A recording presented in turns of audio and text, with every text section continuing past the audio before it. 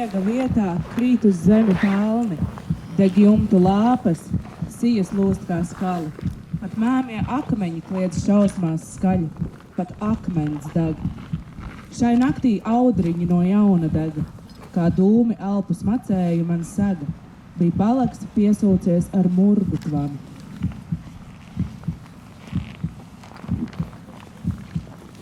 Iet cilvēki un soļus iela cienīt, bet necilvēku soļus iela ienīst. Es ieraudzīju necilvēku acis, un murgos dega audriņi no jauna, un kapos atkal asins neļķis plauka. Vēl dzīves ir fašisms kā sērga ļauna. Tas visam saknēm ir jāiznīdē laukā, jo nodegušie ciemi deg mums sirdīs, deg mūsu zemes taisnīgajā naidā un mēmā akmens kliedzienā un vaidā.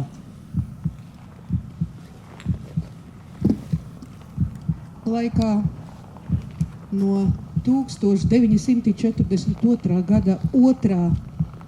līdz 4. janvārim Vācu okupācijas varasoda ekspedīcijas laikā tika nošauti 235 Audriņu sāģes iedzīvotāji un pati Audriņu sāģa nodedzināta. Vairumam no tiem, kas gāja bojā, nebija nekādas saistības ar aizbēgušajiem no nometnes Štalak 347 sarkanarmiešu slēpšanu, kuras dēļ soda ekspedīcija šeit arī tika organizēta. Karš atņem dzīvības tūkstošiem cilvēku, un jebkurš karš ir traģēdija. Tikai cilvēki par to aizmirst, un traģēdija atkal atkārtojas. Vārds uzrunai Nautrēna apvienības vadītājas vietniekam Aleksandram Bindemanim. Kā katru gadu mēs pulcējamies šajā ziemas rītā, lai pieminētu Audriņu kritušos 235 iedzīvotājus, kas tika netaisnīgi noslapkoti 1942. gadā. Bet kā katru gadu jau pēdējos 2 gadus mēs redzam, ka vēsture, diemžēl, mums nav neko mācījusi. Es šeit nerunāju par Audriņu iedzīvotājiem.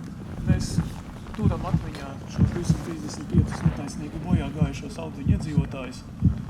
Un iespējams, ka mēs domājam citādāk. Tomēr lielā daļā pasaules pēdējos gadus 5, 10 vai vairāk ir izskanējuši lozungi Spasība ģedu za pobiedu, vai arī možam повторить, it kā cilvēki būtu aizmirsuši, cik daudz upurus nes šis karš, kurā mēs zaudējam arī mūsu ciemu un mūsu ciemu iedzīvotājus. Tādēļ vēlos tomēr izteikt cerību, ka šeit klātesošie, kā arī Audriņu iedzīvotāji, kas šeit nav klāt, bet tomēr kuriem ir Audriņu piemiņa dzīve, atcerēsies šo notikumu mūžam un darīs visu, lai karš mūsu zemē vairs neatkārtotos. Paldies!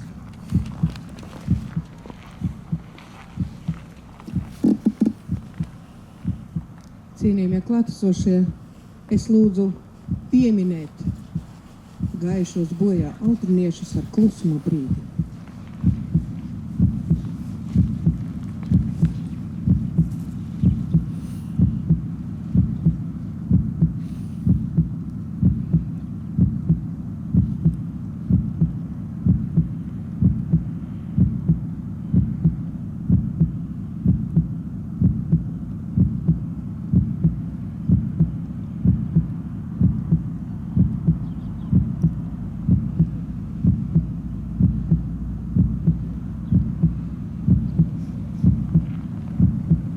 Paldies! Paldies jums visiem, ka kārtējo gadu esat atnākuši šeit, neskatoties uz sliktajiem laika apstākļiem un aizņemtību darbos un citās kaut kādās ikdienišķajās lietās. Paldies, ka atradāt laiku vēsturei, kura ir un paliks. To mums ir jāzina un jāpastāsta jaunajām paudzēm. Es lūdzu nolikt ziedus.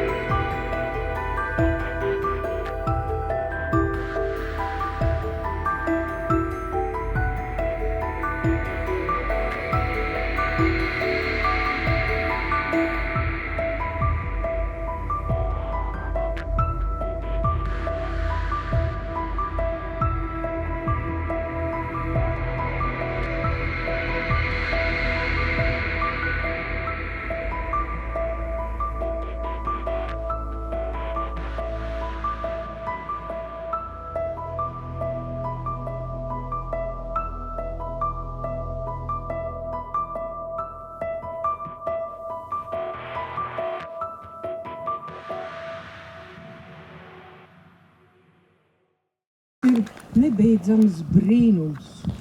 Cita tāda pasaulē nav. Cik brīži ir cilvēka dzīvē, kad viņš šo brīnumu apzinās? Cik to brīžu, kad viņš organiski apzinās sevi kā pasaules daļu, kā neaizstājumu posmu paudžu virtenē? Kā ir dzīvības avoti laikā, milzīgajā skrējienā, atmosfērā, kas aizvien sāk mūs apņemt, apstiprināt, apstādināt cilvēku, likt viņam ieklausīties sevī, lai apzinātos savu misiju. Kad nu puķis piemineklis pieņem, tāli sniegi mirdzēdami snieg. Tās ir kauto dvēseles, kas minēt lielo mīklu nākamībai liek. Lai tev smago likteņgaitu sverot taisna sirds, lai gaišs tev acis skats. Katrs sējējs vienam sēt, pieber sētuvi graudiem. Cik esmu iebēris savā sētuvē, mūsu pūrs ir pilns svilstošas liesmas, bet nav viņā tās bezgalīgās, biezās egles malkas, kas spēj ilgi sprakšķināt kvēlošā dvēselē, kura ir daudz jūtu, bet ir vajadzīga vēl stipra, cieta domu malka. Tāda savāda gaisma no viņiem plūst, it kā viņos ieslēptas sveces, bet ieskatos dziļāk, neizžūst to dienu asins tece. Kritušo ļaužu balss vēl ap pleciem kā gunsmēle plīvo, satrūd purvā ieroča spals, bet balsi nes viņa mums, dzīvajiem. Ņemam to līksmāk un sīvāk, jaunu dārzu, māju, trasi, kad sākam, kara atmiņa manai zemē visdzīvākā, jo vissāpīgākā. Vārds uzrunai Nautrānu apvienības vadītājai Līvijai Plavinskai.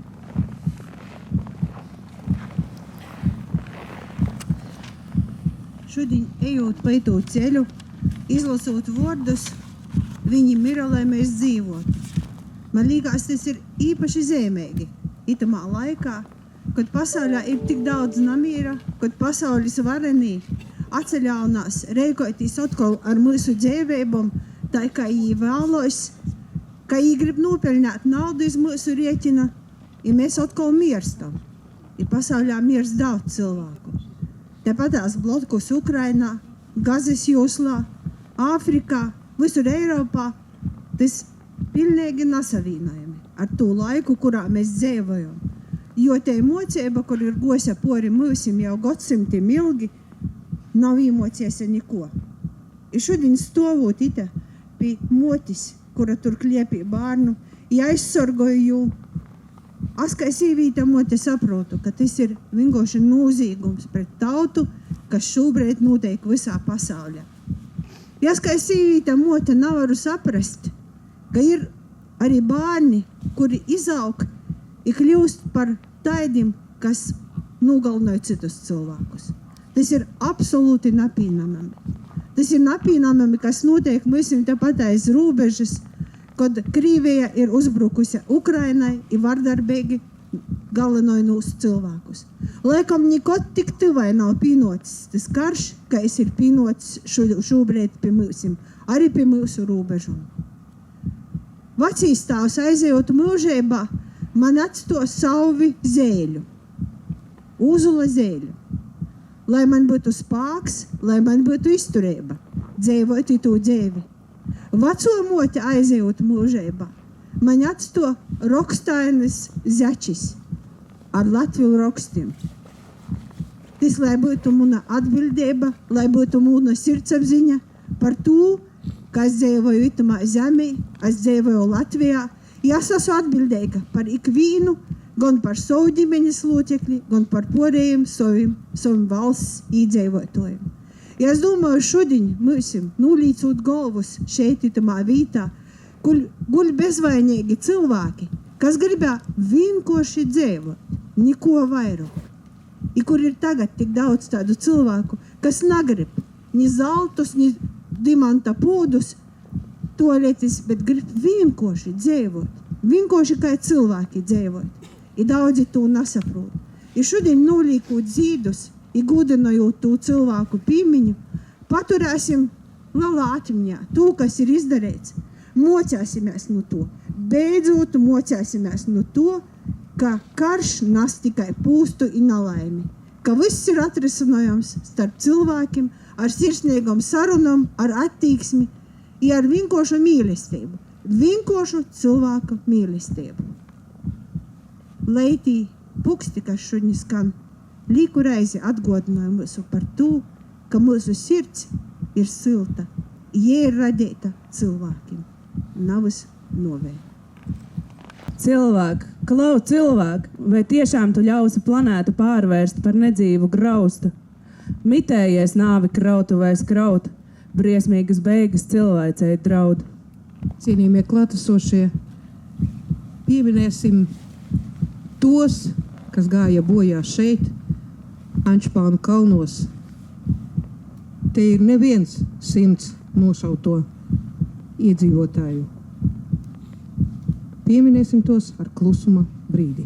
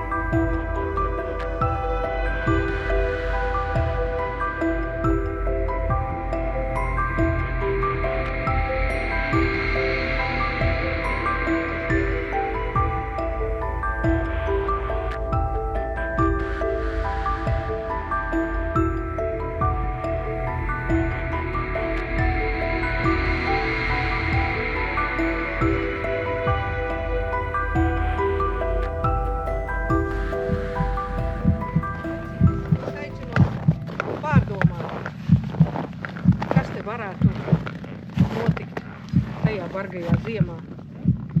Pēc vēsturiskiem datiem bija -30 sals. Cilvēki vienā apakšveļā tika atvesti no Rezeknes cietumā un grupā vienkārši nošauti grāvī malā. Tur ir pamati tai sargu mājiņai, cemtām eglēm, kur dežurēja aizsargi, kuri nošāva tos mierīgos iedzīvotājus.